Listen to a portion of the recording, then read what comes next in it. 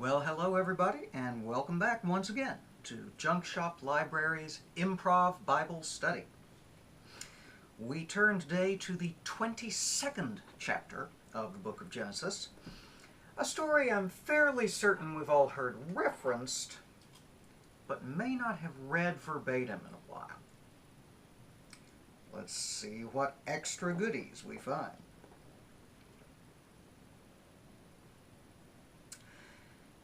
And it came to pass after these things, that God did tempt Abraham, and said unto him, Abraham.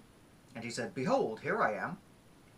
And he said, Take now thy son, thine only son Isaac, whom thou lovest, and get thee into the land of Moriah, and offer him there for a burnt offering upon one of the mountains, which I will tell thee of.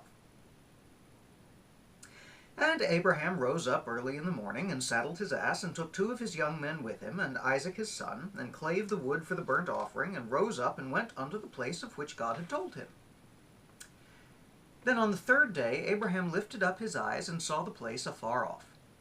And Abraham said unto his young men, Abide ye here with the ass, and I and the lad will go yonder and worship, and come again to you. And Abraham took the wood of the burnt offering, and laid it upon Isaac his son, and he took the fire in his hand, and a knife, and they went both of them together. And Isaac spake unto Abraham his father, and said, My father? And he said, Here am I, my son. And he said, Behold the fire and the wood, but where is the lamb for a burnt offering? And Abraham said, My son, God will provide himself a lamb for a burnt offering. And so they went both of them together. And they came to the place which God had told him of, and Abraham built an altar there, and laid the wood in order, and bound Isaac his son, and laid him on the altar upon the wood. And Abraham stretched forth his hand, and took the knife to slay his son. And the angel of the Lord called unto him out of heaven, and said, Abraham, Abraham! And he said, Here am I. And he said, Lay not thine hand upon the lad, neither do thou anything unto him. For now I know that thou fearest God, seeing thou hast not withheld thy son, thine only son, from me. And Abraham lifted up his eyes and looked, and behold, behind him a ram caught in a thicket by his horns. And Abraham went and took the ram, and offered him up for a burnt offering in the stead of his son. And Abraham called the name of that place Jehovah-Jireh, as it is said to this day, In the mount of the Lord it shall be seen.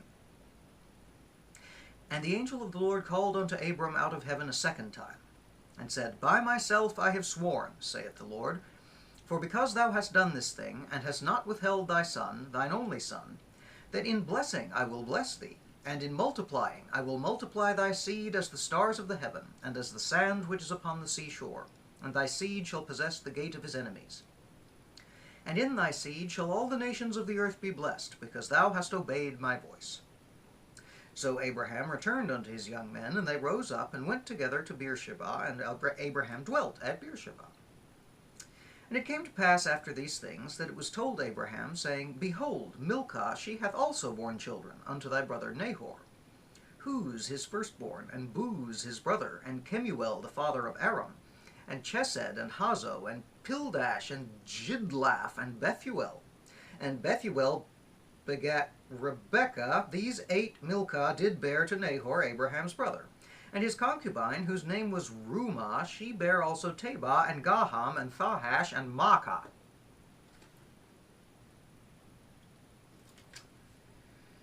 Here endeth the lesson for the day.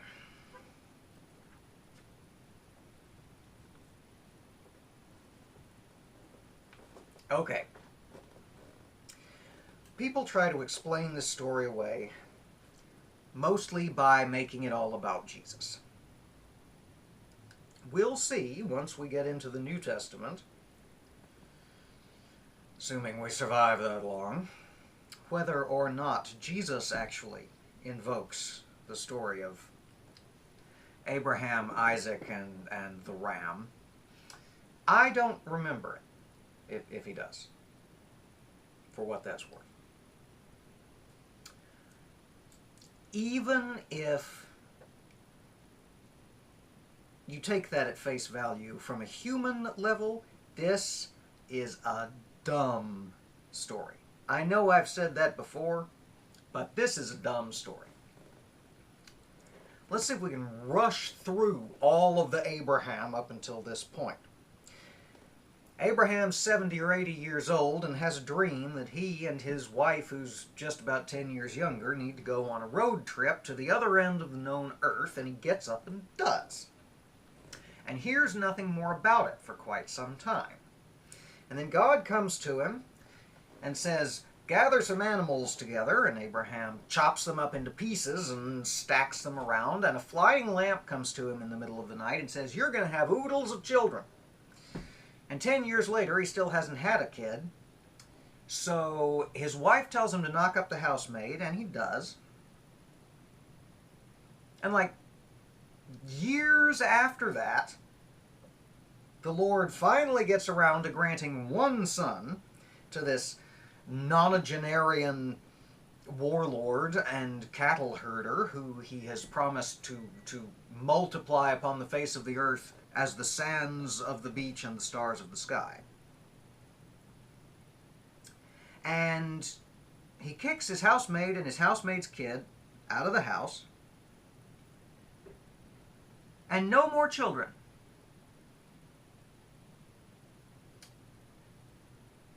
And God comes to him and says, I want you to kill your miracle baby, set him on fire, but I don't want you to do it here. I want you to do it someplace else in the next county over, and I'll tell you where that is when we get there. And Abraham says, okay.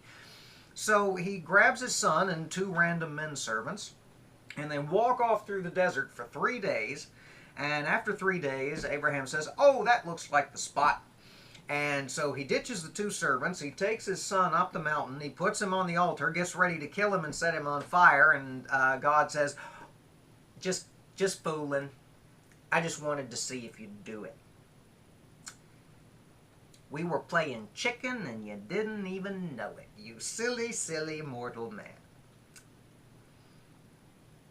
And Abraham sees a random goat, ram, mutton, not goat.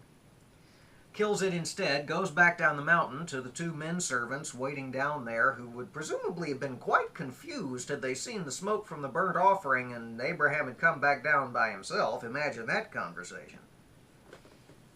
Imagine even better the conversation after they get back to camp after being gone for a week. Old man Abraham and miracle boy Isaac and Larry and Curly go off into the desert, come back a week later, Larry and Curly and old man Abraham and the donkey. Everybody in the camp, none of whom know about this.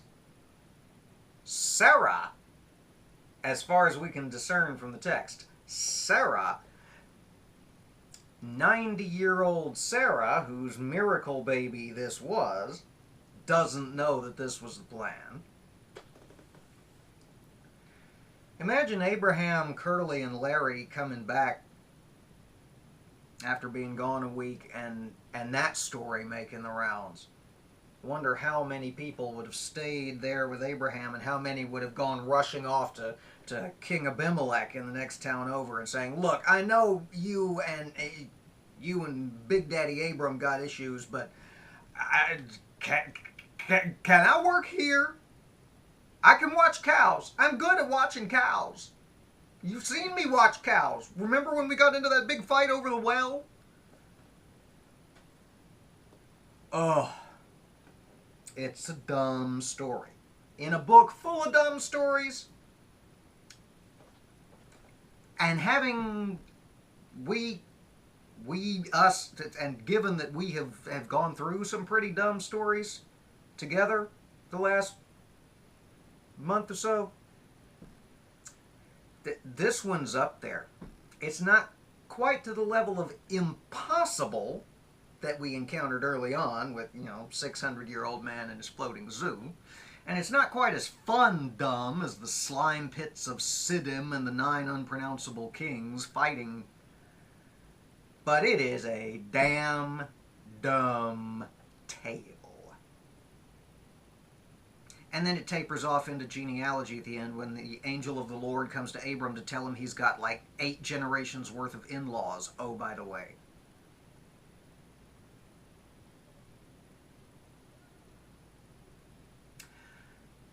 I'm going to go out on a limb here and lay down an edict. Don't do weird stuff that your dreams tell you to, especially human sacrificey things. Thou shalt not.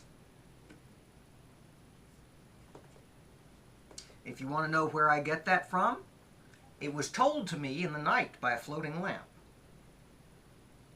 Prove it wasn't.